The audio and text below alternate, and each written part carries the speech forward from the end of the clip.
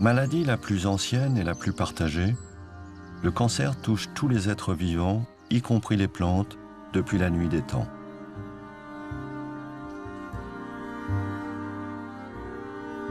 On a d'abord cru qu'il était lié aux humeurs, qu'il était contagieux, viral. Aujourd'hui, on lui suppose une origine génétique. Chaque époque l'a combattu avec ses armes, sans jamais en venir à bout.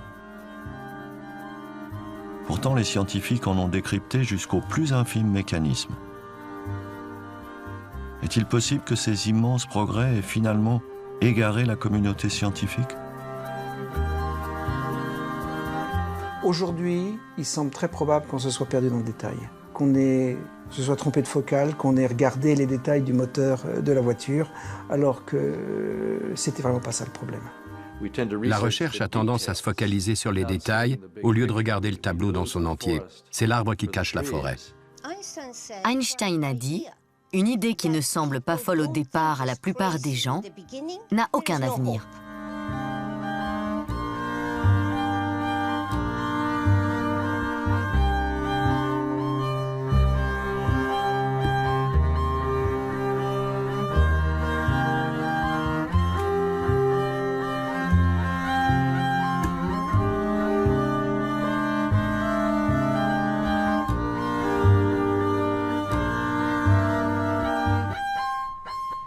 Time has come in America when the same kind of concentrated effort that split the atom and took man to the moon should be turned toward conquering this dread disease. Cela fait maintenant plus de 40 ans que la guerre contre le cancer a été déclarée par différents gouvernements. Le cancer ne sera pas vaincu en un jour, mais un jour, il le sera. Today I'm announcing we are directing $30 million of that new budget. Depuis, de réels progrès ont été enregistrés. On soigne, on dépiste et on prévient bien mieux que par le passé. La lutte contre le cancer s'est fixée comme objectif, comme ambition. Les cancers mortels dans les années 50 sont désormais curables à 70%. Mais ces incontestables succès sont finalement marginaux. En dépit des milliards investis dans la recherche depuis près d'un demi-siècle, la mortalité par cancer n'a pas chuté autant qu'on l'espérait. La maladie tue encore 8 millions de personnes chaque année. Mais connaît-on si bien cet ennemi? Et d'abord, comment le définir? Le cancer, c'est une prolifération dangereuse de certaines cellules dans le corps. Vous voyez, si tout se fait de façon harmonieuse, le corps grandit, c'est ce qui se passe chez l'enfant ou dans le développement embryonnaire. Ça, c'est une multiplication cellulaire, on va dire, normale, parce qu'elle est harmonieuse et coordonnée. Quand une prolifération cellulaire ne respecte pas cette harmonie, sort en gros du groupe, on appelle ça un cancer.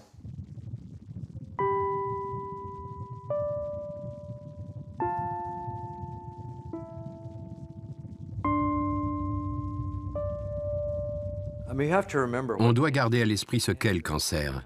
C'est une sorte de cellule traître à l'intérieur de votre corps, et c'est ce qui la rend si diabolique et si difficile à traiter. C'est votre propre chair, votre propre sang, devenu immortel.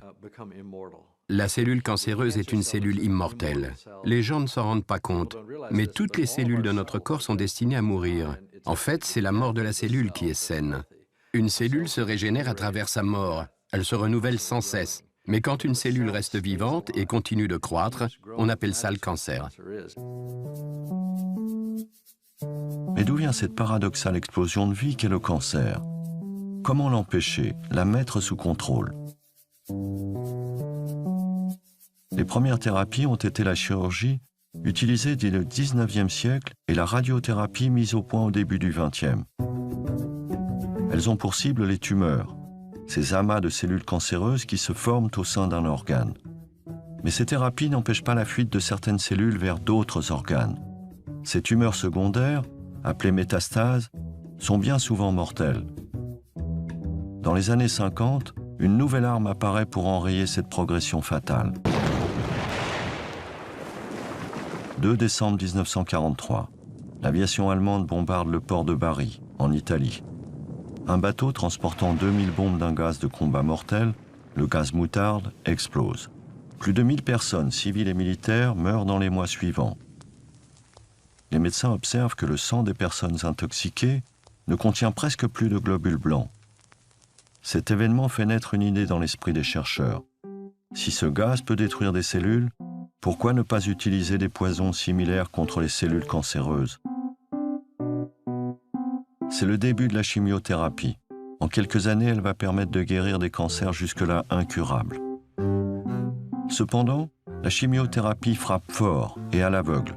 Elle tue les cellules malades, mais aussi les cellules saines. C'est la stratégie de la terre brûlée. Une thérapie épuisante pour l'organisme, dont les effets secondaires vont de la nausée à la perte de cheveux, l'anémie et autres dysfonctionnements immunitaires. De plus, si elle est efficace pour certains cancers, d'autres lui résistent sans que l'on comprenne pourquoi. L'approche par chimiothérapie des cancers a été uniquement pragmatique. On ne sait pas pourquoi telle tumeur répond spécifiquement à tel agent. Ce que nous avons suspecté, en tout cas, c'est de penser que l'action de la chimiothérapie était d'autant plus importante qu'elle agissait sur des cellules à développement rapide. C'est pour ça que les tumeurs pédiatriques ont été de bonnes cibles. Mais il s'avère que cette explication n'est pas suffisante. Donc vous savez, on a fait des progrès, mais on n'a pas forcément compris pourquoi on faisait ces progrès. Malgré ces avancées thérapeutiques, le processus cancéreux garde bien des zones d'ombre. Dans les années 70, on croit enfin avoir percé l'énigme. Les chercheurs Harold Varmus et Michael Bishop observent pour la première fois que l'ennemi pourrait venir du noyau de nos cellules. Il serait même embusqué dans nos gènes. Cette découverte sera récompensée par un prix Nobel. Pour bien comprendre, il faut revenir au fondement de l'approche génétique. Elle postule que l'ADN contrôle tout dans notre corps. Le cancer proviendrait d'un dérèglement des codes régissant notre organisme. Avec un gène abîmé, muté, cassé, les cellules échappent au programme génétique. Si certaines cellules échappent à ce contrôle, ce qui est le cas du cancer, elles échappent au programme génétique. Et pour échapper au programme génétique, c'est ce qu'on appelle une mutation. Elles modifient leur propre ADN est modifié, le système de contrôle est cassé, et elles échappent à ce contrôle par la génétique. Et c'est ce qu'on appelle aujourd'hui la théorie génétique ou la théorie mutationnelle du cancer, qui consiste à dire que le point de départ, l'origine du cancer, c'est des mutations qui surviennent dans les cellules cancéreuses. Une nouvelle ère s'ouvre. Avec de nouvelles méthodes, les chercheurs traquent les oncogènes, ces gènes dont la mutation est à l'origine du cancer. Robert Weinberg est l'une des figures emblématiques de cette approche génétique. Dans le sillage des chercheurs Varmus et Bishop, ces travaux ont considérablement éclairé les étapes biologiques de la formation des cancers. En 1978, on a initié une procédure expérimentale qui nous a permis de démontrer, 1 an plus tard, qu'en observant l'ADN d'une cellule cancéreuse, on voit qu'elle contient de l'information génétique endommagée. Cette information cause une prolifération incontrôlée des cellules cancéreuses humaines. L'ADN observé s'est avéré contenir un gène directement en cause dans le cancer qu'on a appelé un oncogène. Un oncogène est la forme abîmée d'un gène qui se trouve dans l'ADN de tous les humains. Sous l'influence des carcinogènes chimiques, le gène mute, de sorte que son information séquencée altérée crée un oncogène qui pousse la cellule à croître hors proportion, sans que rien ne vienne contrôler cette croissance qui débouchera sur des milliers, des millions, des milliards d'autres cellules cancéreuses. Ces recherches sur l'oncogène concentrent alors de considérables moyens financiers et humains. On investit des milliards dans l'appareillage technologique, on trace la carte du génome humain et on pense bientôt tout savoir de nombreuses maladies et notamment du cancer. L'approche génétique s'impose comme une voie unique et devient le nouveau paradigme en cancérologie. Je pense vraiment qu'il y a un engagement considérable en faveur de la génétique dans nos instituts nationaux de santé. Mais comment pourrait-il en être autrement puisque notre directeur est un généticien? Il y a aujourd'hui une énorme infrastructure de sociétés biotechnologiques. Elles ont été créées dans les 50 dernières années et elles étudient la génétique de ceci ou de cela. Aujourd'hui, des dizaines de pays à travers le monde sont engagés dans la course pour séquencer, découvrir le génome du cancer. La connaissance du cancer progresse très rapidement, car nous comprenons la génétique et le génome, et nous pouvons établir le catalogue des mutations. Le scientifique canadien Thomas Hudson dirige un vaste consortium international qui, à l'heure actuelle, achève le séquençage de 25 000 tumeurs. Le fait non seulement de découvrir les gènes du cancer, mais de comprendre rapidement leur biologie et surtout d'essayer de trouver des traitements pour les cancers majeurs, c'est devenu de la routine.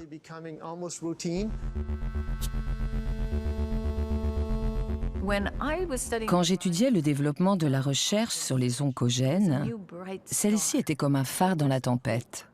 C'était un réel espoir. Les gens pensaient qu'on avait touché à la cause, au fondement du cancer, et que cela mènerait finalement à des solutions en termes de traitement. C'est à la fin des années 90 que sont mis au point des médicaments capables de modifier l'action des gènes qui seraient à l'origine de cancers. À côté des chimiothérapies, les thérapies ciblées, aux effets secondaires bien moindres, semblent plus subtiles et beaucoup moins destructrices. Massivement investies par l'industrie pharmaceutique, elles représentent désormais plus de la moitié des anticancéreux en développement. 200 médicaments sont déjà sur le marché, 900 sont en préparation. Grâce aux thérapies ciblées, l'oncologie connaît aujourd'hui bien des avancées. Et on sait que certains médicaments, comme le Glivec, donnent des résultats à long terme. Mais la déception, c'est qu'un grand nombre de ces nouvelles thérapies ciblées n'ont pas une action aussi longue. Il y a des limites en termes d'efficacité sur le patient. Cela peut marcher 3 mois, 1 an. Mais très souvent, la maladie revient et parvient à vaincre cette résistance. On crée des médicaments comme le Glivec ou l'Herceptine qui ont permis d'indéniables progrès dans le traitement de certaines leucémies ou de cancers du sein. Mais pour la majorité des autres cancers, les résultats sont décevants. En principe et selon toute logique, une thérapie ciblée est plus prometteuse. Malheureusement, le résultat est que ce genre de thérapie marche à merveille, mais qu'après 6 ou 7 mois, les cellules cancéreuses trouvent une nouvelle manière de proliférer. Et ces cellules cancéreuses, nouvellement formées, ne sont plus affectées par le médicament donné à l'origine. Ce qui signifie que si on poussait le raisonnement jusqu'au bout, on irait jusqu'à une sorte d'événement qui serait sans fin, sans arriver réellement à la guérison. Je crois que c'est une des limites de la thérapie ciblée. Pourquoi la révolution génétique tarde-t-elle à accoucher de thérapies efficaces? Aujourd'hui, on estime que plus de 2000 gènes pourraient être impliqués dans différents cancers et le taux de mutation peut être 1000 fois plus élevé selon les tumeurs. Et plus on cherche, plus ça se complique. Notre défi majeur est d'interpréter le sens de ces données. J'ai pris part au projet Génome humain dans les années 90. Nous avons séquencé ce génome entier pendant 10 ans. Et on ne comprend toujours pas la plupart des gènes et des protéines, ni le fonctionnement des génomes. Nous cherchons encore à acquérir une technique fondamentale d'interprétation du génome. C'est le défi auquel est confrontée toute la communauté de scientifiques à travers le monde. C'est vous dire la difficulté de la chose. En fait, les techniques d'analyse des cellules cancéreuses sont si performantes qu'on est inondé par des quantités astronomiques d'informations qui excèdent largement notre capacité à les digérer et à comprendre leurs implications. À défaut de comprendre ce qui amène une cellule cancéreuse à grandir de façon anormale, il est clair que nous sommes bloqués et que nous ne pouvons créer de nouveaux types de thérapies.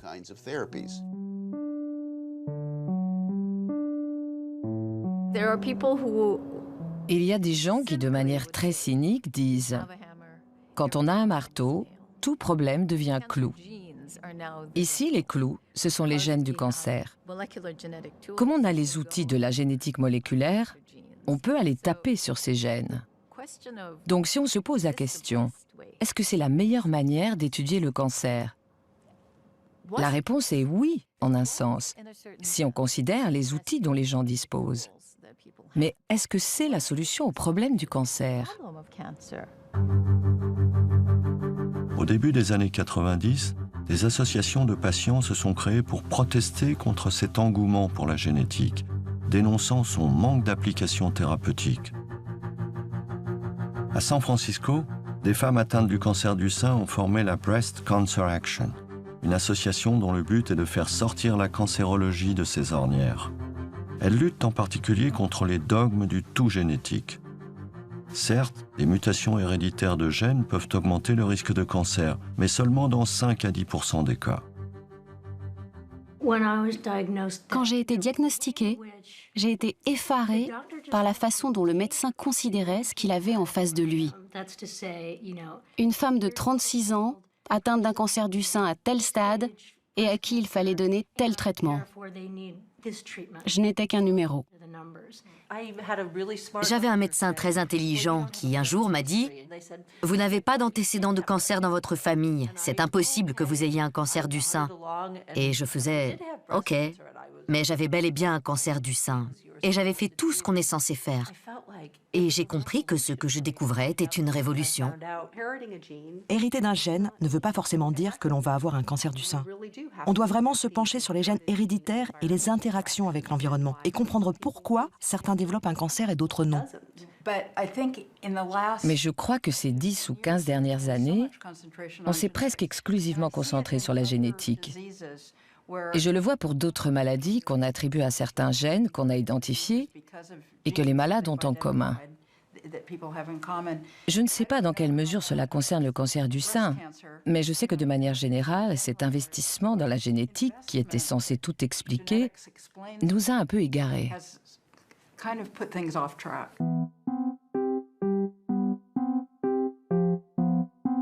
Est-il possible que la communauté scientifique se soit finalement engagée dans une impasse? Que nous fassions fausse route depuis 30 ans? Nous sommes restés le nez sur les détails. Et c'est comme si l'arbre nous avait caché la forêt. Peu à peu, la vision d'ensemble est devenue moins importante. Dès les années 70, les travaux de Mina Bissell tentent à prouver que le cancer naît d'une interaction entre les cellules et leur environnement. Cette biologiste américaine est une des premières à avoir remis en cause la théorie génétique du cancer.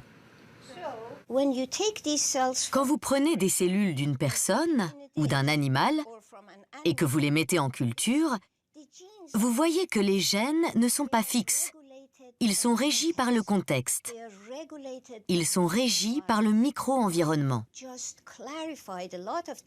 Pour moi, il est clair que le contexte, ou le micro-environnement, et l'architecture des tissus sont très, très importants. Une fois que l'architecture est détruite, cela se répercute sur les gènes qui peuvent alors produire une tumeur. Les travaux de Mina Bissell ne rencontrent alors qu'un faible écho. La génétique émergente monopolise toute l'attention.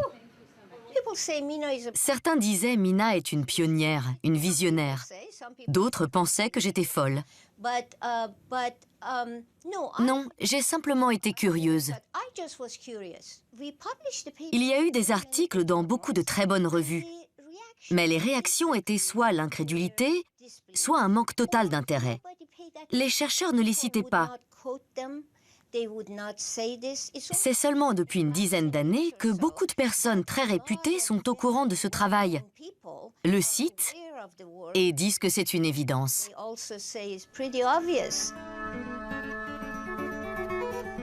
Pour comprendre le cancer, faudrait-il alors changer de focale?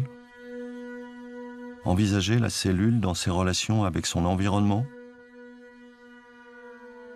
Considérer la façon dont elle respire, se nourrit, se développe? L'observer comme on observerait un animal ou une plante évoluant au sein d'un écosystème?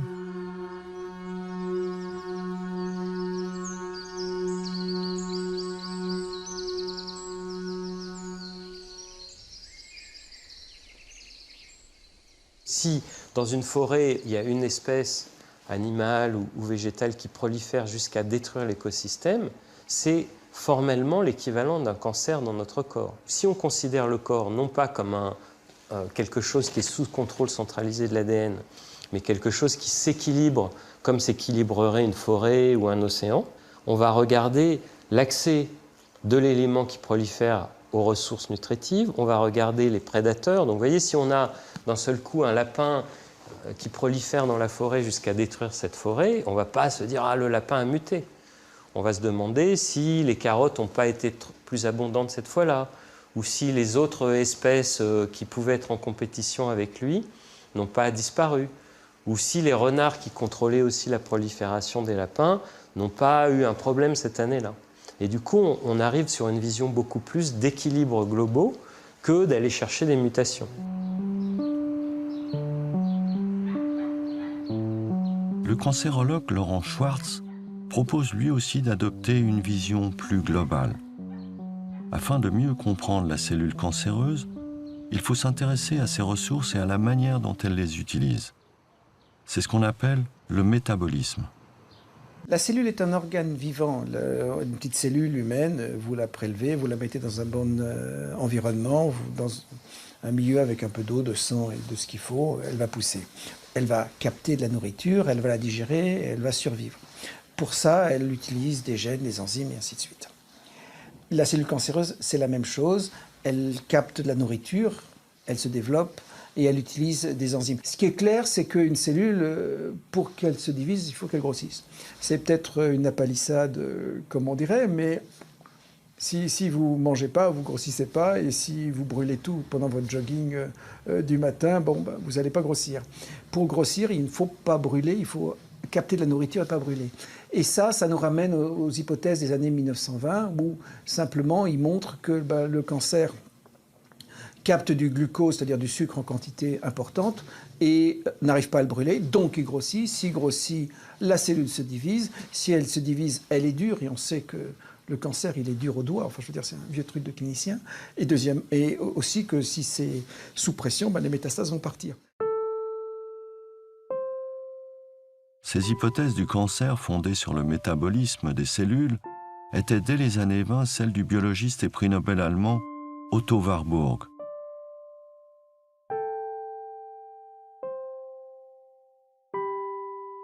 Alle Krebszellen, welches auch die entfernten Krebsursachen sein mögen, sind ausnahmslos als gärende Körperzellen erkannt worden, die also die letzte und allgemeine Ursache des Krebses sind. Pour Otto Warburg, le métabolisme a un rôle clé dans l'apparition du cancer. Il renvoie à la façon dont nos cellules se nourrissent et à la façon dont elles digèrent ou pas le sucre, le gras et les protéines qu'elles absorbent. La cellule normale capte par exemple le glucose, le dégrade une première fois, puis le transforme au sein des mitochondries, qui sont les poumons de nos cellules. Pour cela, elle a besoin d'oxygène. Quand tout fonctionne, les nutriments sont brûlés et transformés en énergie. La cellule cancéreuse, elle, se comporte comme si elle était privée d'oxygène. Sans oxygène, elle ne parvient pas à brûler le glucose et en tire très peu d'énergie. Pour compenser, elle en consomme des quantités accrues qu'elle ne parvient toujours pas à digérer. Ce faisant, elle fermente et se divise alors sans cesse. C'est ce qu'on appelle l'effet Warburg.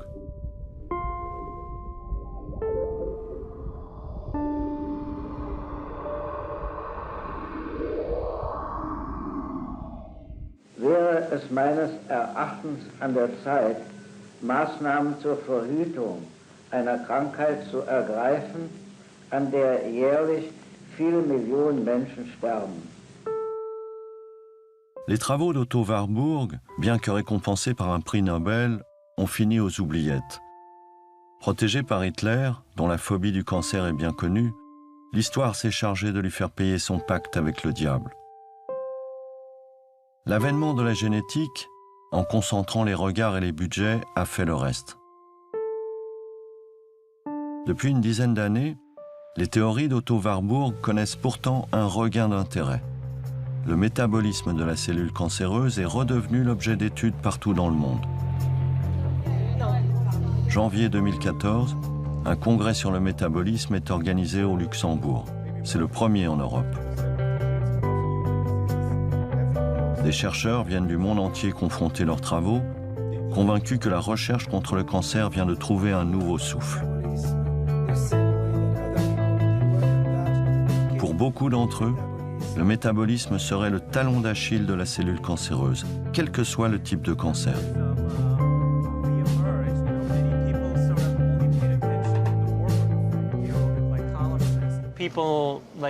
Les gens comme moi se sont dit qu'au lieu de s'attacher uniquement à ces modifications génétiques et d'accorder autant d'importance à toutes ces analyses bioinformatiques et au séquençage intensif, on devrait plutôt prendre du recul et réfléchir différemment au cancer.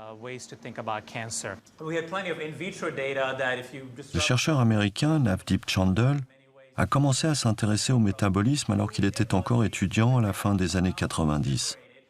À l'époque, tous les regards sont tournés vers la génétique, mais c'est cette piste, selon lui négligée, qui retient son attention. Étudier le métabolisme du cancer est une de ces alternatives. Maintenant, on n'étudie plus les gènes, on regarde les voies métaboliques. Et d'ailleurs, on les connaît depuis 50 ans. Pas besoin de découvrir quoi que ce soit de nouveau.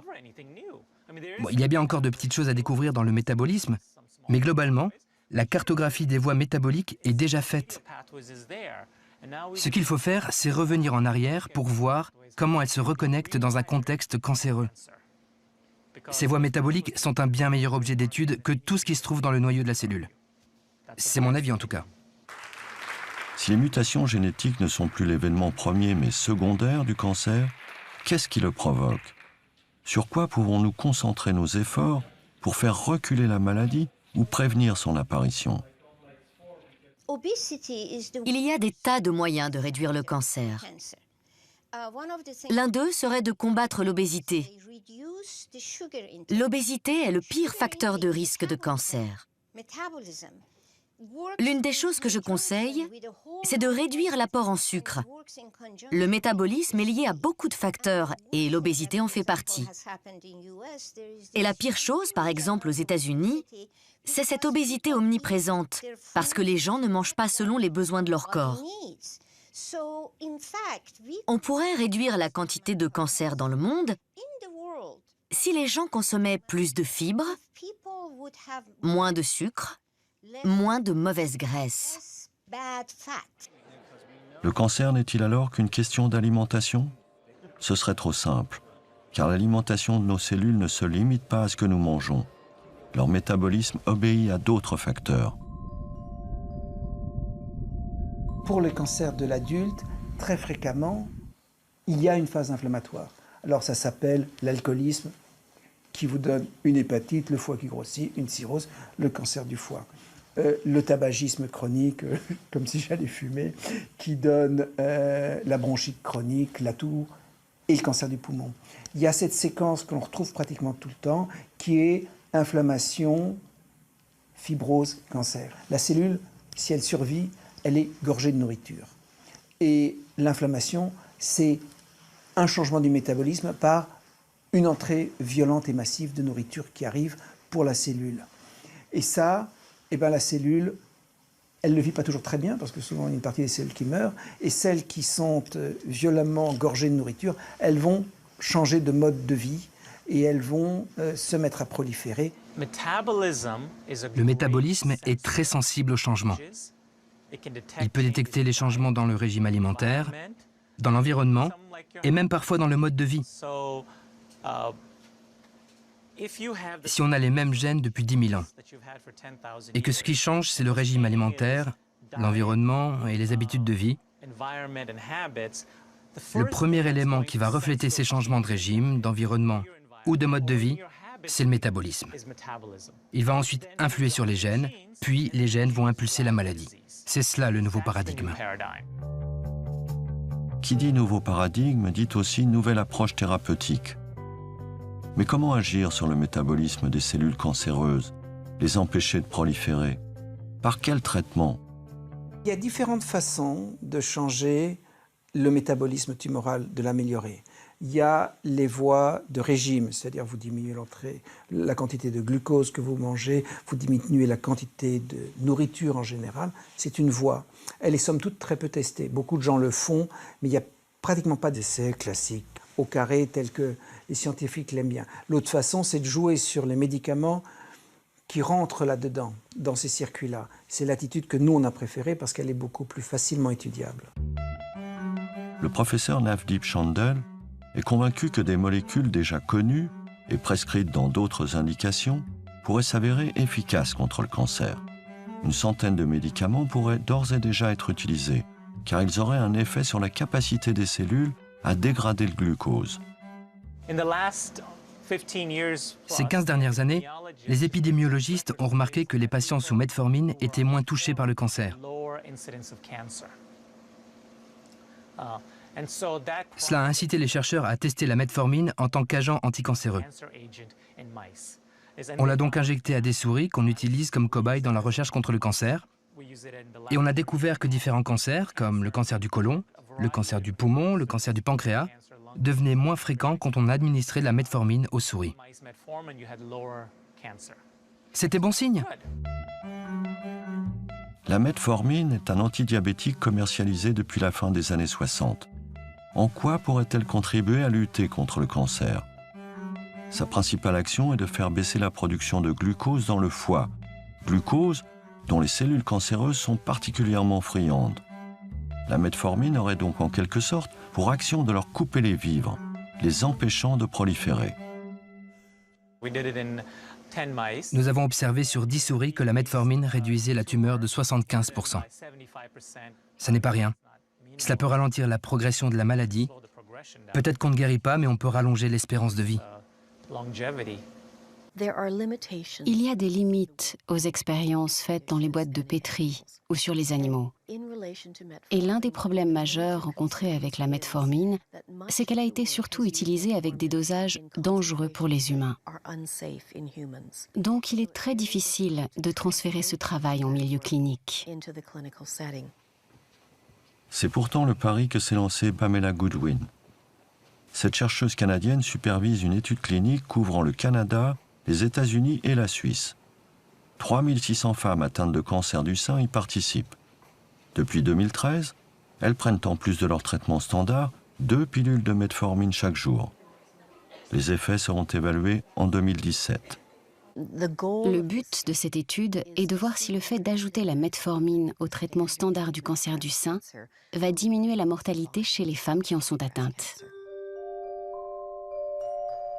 Plus d'1 million de femmes dans le monde développent un cancer du sein chaque année. Près de la moitié en meurent. Pourtant, tester un ancien médicament comme la metformine, potentiellement efficace, a été un long combat. Il a fallu 10 ans à Pamela Goodwin pour réunir les fonds nécessaires à cette étude. Quand des scientifiques comme moi ou d'autres s'intéressent à la metformine et veulent développer un médicament déjà disponible sur le marché en tant que traitement anti-cancer, c'est très difficile. Beaucoup de scientifiques qui travaillent sur d'autres molécules et qui sont confrontés au même problème n'ont pas réussi à finaliser leur étude. Je pense que notre société dans son ensemble doit s'atteler à ce problème. Si la metformine se révèle efficace pour lutter contre le cancer du sein, on estime que le traitement coûtera à peu près $200 par patient pour une étude de 5 ans. C'est très peu, comparé aux 50 000 ou 70 000, 75 000, 100 000 $ que coûtent certains nouveaux traitements. Et le plus important, c'est que ce médicament peut être utilisé dans le monde entier. Il ne coûte pas cher, n'est pas toxique et on le prend oralement, c'est une pilule.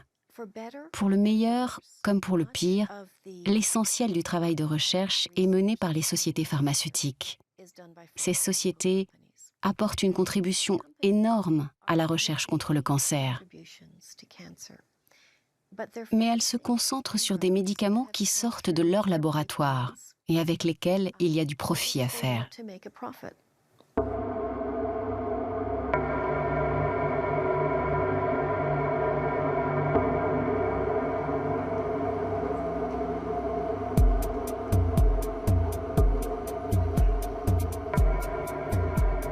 Plusieurs poids lourds de l'industrie pharmaceutique flairant un nouveau marché, travaillent aujourd'hui à développer des traitements métaboliques contre le cancer.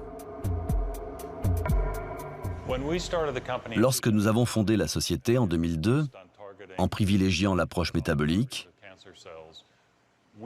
nous faisions partie des 20 ou peut-être des 40 personnes qui avaient entendu parler d'Otto Warburg.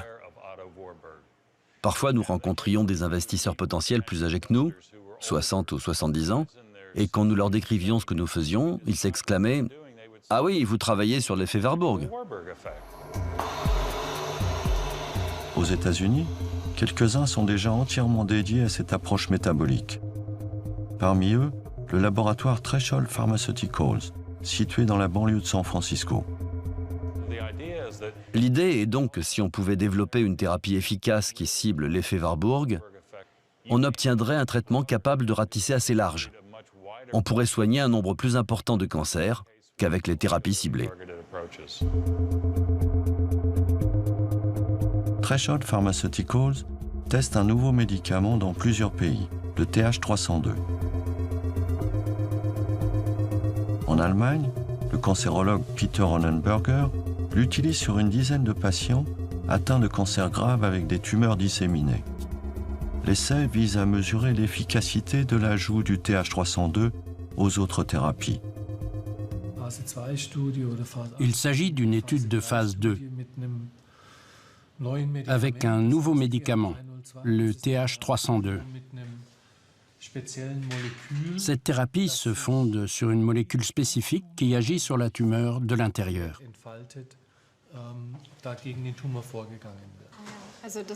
Donc cela veut dire, si je comprends bien, que c'est une action très localisée.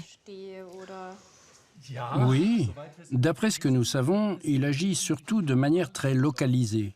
Il est activé là où le métabolisme de la tumeur présente une anomalie. Dans le cadre des études thérapeutiques, nous essayons d'apporter une preuve d'efficacité. Cela se traduit d'une part par le fait que les tumeurs rétrécissent, ce qui est déjà un signe positif, mais avant tout, il s'agit de prolonger la durée de vie des patients. Combien de temps va durer le traitement? Habituellement, le pré-traitement dure 6 semaines.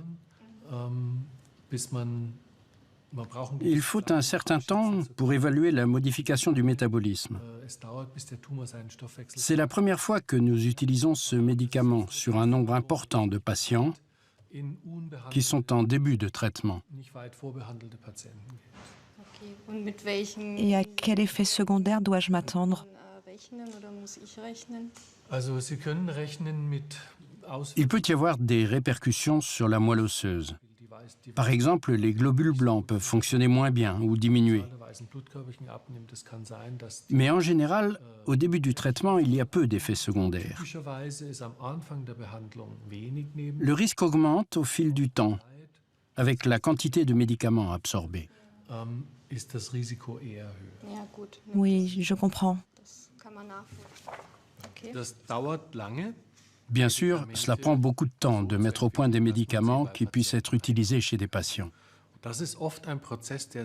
C'est un processus qui dure souvent 4 ou 5 ans.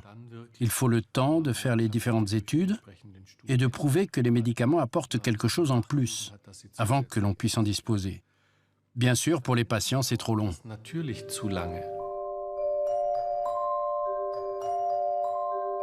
À cause du temps très long que demande la mise sur le marché d'un nouveau médicament, beaucoup de malades n'ont que peu d'espoir d'essayer un nouveau traitement, même si celui-ci a de bonnes chances de prolonger leur durée de vie.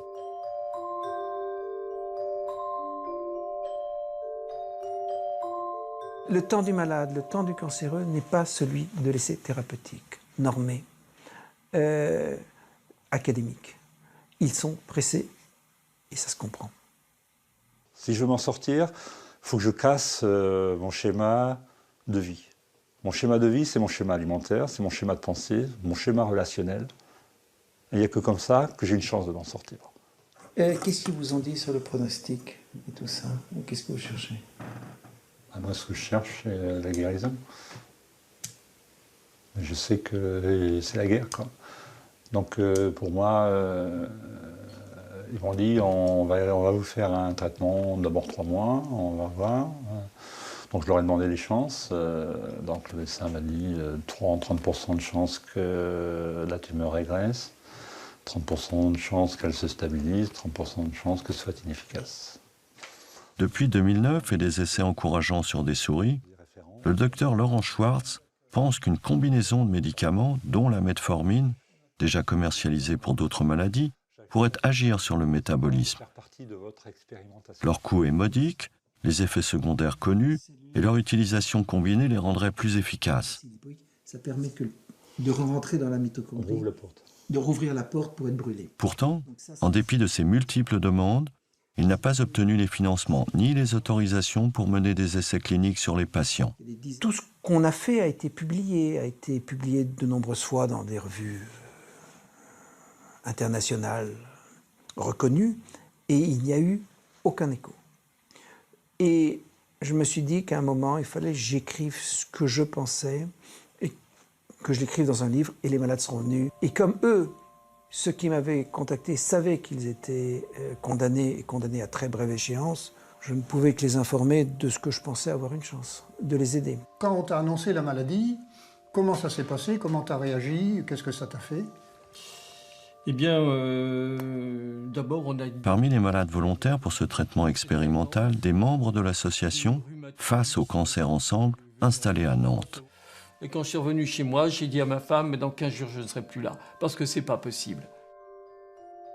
Les essais que l'on a faits sont du traitement compassionnel.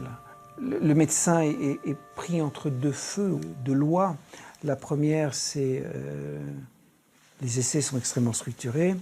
Et la deuxièmement, c'est l'assistance à personne en danger. Et on a le droit de prescrire dans des cas où les gens sont en danger. Mon expérience à moi, c'est que moi, je suis dans le cancer depuis 14 ans. J'ai 5 récidives. J'ai eu, vous le savez bien, 6 opérations. J'ai subi 2 fois de la radiothérapie, c'est-à-dire 2 fois plus que la dose légalement permise. Hein, j'ai plus le droit d'en avoir. Les chimiothérapies, j'ai eu 3 fois des parcours plus ou moins longs de chimiothérapie. Je suis devenu résistant un peu à tout. La dernière fois, ça m'a fusillé. Je suis rentré ici pour mourir à mi-traitement, quoi. Puis vous me voyez aujourd'hui, je peux faire le clown, hein. je peux encore faire le clown. Hein. Eh bien, au bout de le 8 janvier, c'est-à-dire au bout de 8 jours du protocole Schwartz, le marqueur ACE du cancer s'était cassé la figure. Voilà voilà les copains, les copines, ce que je voulais vous montrer. Là, ça a commencé à monter, puis ici, ça s'est accéléré, la remontée. Et là, j'ai fait intervenir la molécule supplémentaire du docteur Schwartz. La troisième. Et la troisième molécule que j'ai mis là, tac, mon truc est reparti à la descente. Cette analyse-là est d'avant-hier, lundi soir. C'est vrai, bon, moi je peux faire voir mes graphiques qui sont à peu près la même chose que toi. C'est-à-dire que bon, j'avais un marqueur qui montait régulièrement. Puis dès l'instant où j'ai commencé à prendre son traitement, bah, ça s'est mis à replonger, quoi. Et donc maintenant, mon marqueur, pour l'instant, se stabilise à la limite haute de la normale. Ce qui me fait dire des fois que je suis guéri, quoi. Puisque je suis dans la norme, hein, bon, c'est pour histoire de... Voilà. Et pour moi, c'est vrai que ça a été une ouverture parce que je supportais de plus en plus mal aussi les chimios, quoi. Elles me déglinguaient complètement, quoi. Le traitement prescrit par le docteur Schwartz est-il le miracle attendu? Lui-même se garde bien de tirer des conclusions quant à une possible et durable guérison. Actuellement, on a en suivi, soit par moi, soit par d'autres, plus d'une centaine de malades. Et on a plusieurs publications qui suggèrent, et le terme suggérer, et je pense le terme adéquat, que l'on ralentisse l'évolution de la maladie. On voit les marqueurs tumoraux dans certains cas qui diminuent. Certains cas sont du domaine du miracle. La majorité, c'est malheureusement un effet transitoire. Et je ne comprends pas pourquoi l'effet n'est que transitoire, c'est-à-dire il s'améliore, il rechute après. Mais si déjà on arrive à ouvrir une porte, c'est probablement insuffisant pour les malades dont j'ai la charge, mais c'est déjà pas mal. Évidemment que se pose la question dans ce que l'on a, qui n'est de loin pas parfait, de l'amélioration de ce qu'on a, que de combiner ça avec la chimio, c'est probablement... ça rend service, que probablement il y a d'autres molécules à mettre en même temps, et que très clairement, on n'a qu'une partie du tableau. Je pense qu'il ne faut pas compter sur une éradication définitive du cancer. Cette vision des choses ne va pas être très populaire, mais elle est réaliste. Mon but, c'est de réduire les conséquences du cancer autant que possible, de gérer la maladie avec les traitements les moins toxiques possibles, afin de prolonger la vie autant que faire se peut. Que ces médicaments soient nouveaux ou anciens, leur efficacité reste incertaine. L'approche métabolique risque-t-elle alors de se heurter aux mêmes limites que les autres thérapies anticancéreuses? On ne peut pas rester à la surface des événements, penser que les choses sont simples, penser que le cancer est un problème qu'on va résoudre avec 3 ou 4 médicaments.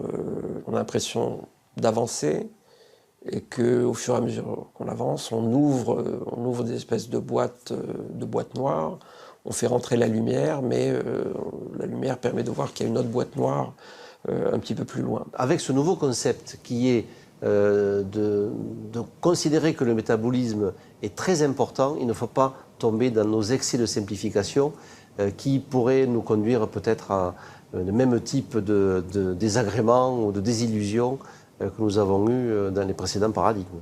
Il est important de pouvoir faire les essais adéquats. Et ces essais doivent être de grande ampleur, bien plus que ceux qu'on est en train de mener qui ne portent que sur 3600 patientes. On pourrait faire ces études sur des dizaines de milliers d'individus. Pourquoi tarde-t-on autant à lancer de véritables essais cliniques d'envergure sur ces médicaments? Il est possible qu'au cours des dernières décennies, les agences de financement qui ont encouragé la recherche génétique contre le cancer aient aussi découragé et ralenti la recherche dans d'autres domaines. Si quelqu'un avait fait une demande de subvention pour étudier le métabolisme il y a 20 ans, il aurait eu de grandes difficultés à justifier le fait de vouloir travailler sur ce sujet. Le gouvernement doit établir un programme spécial d'études du métabolisme sur au moins 20 ans. Je le dis sérieusement. Les gens au gouvernement ne comptent pas parmi eux suffisamment de personnes aptes à évaluer le métabolisme. Il faudrait qu'ils disent « Voilà, nous affectons une partie du budget au métabolisme, nous comptons sur les gens qui s'y connaissent pour prendre les décisions et nous allons encourager d'autres chercheurs à s'y intéresser. » Mais j'ai bien peur que pour le moment, il y ait un certain conservatisme. Et il n'y a pas beaucoup d'argent, alors qu'il y a beaucoup de scientifiques. Ils veulent des articles, des réponses rapides. Il y a une énorme compétition. Et le genre d'expérience que nous réalisons prend du temps. Mais je suis exceptionnellement têtue. Peu de gens sont aussi têtus que moi. Il faut des gens qui aient le courage de leurs convictions. Je pense qu'il ne faut pas renoncer à une approche empirique pour ça. Vous voyez, on a construit des bateaux bien avant de comprendre la mécanique des fluides qui permettait aux bateaux de flotter et avancer. Mais de la même façon, en cancérologie, il ne faut pas renoncer à l'empirisme, aux essais. C'est le travail des médecins. Vous voyez, on fait des progrès énormes dans le traitement du cancer, sans y comprendre grand-chose jusqu'à présent. Et pourtant, on a énormément progressé par une approche empirique, par des essais, des erreurs, des observations. Et on peut espérer que ça va continuer et qu'on améliorera nos performances portées par une meilleure compréhension de ce qui se passe.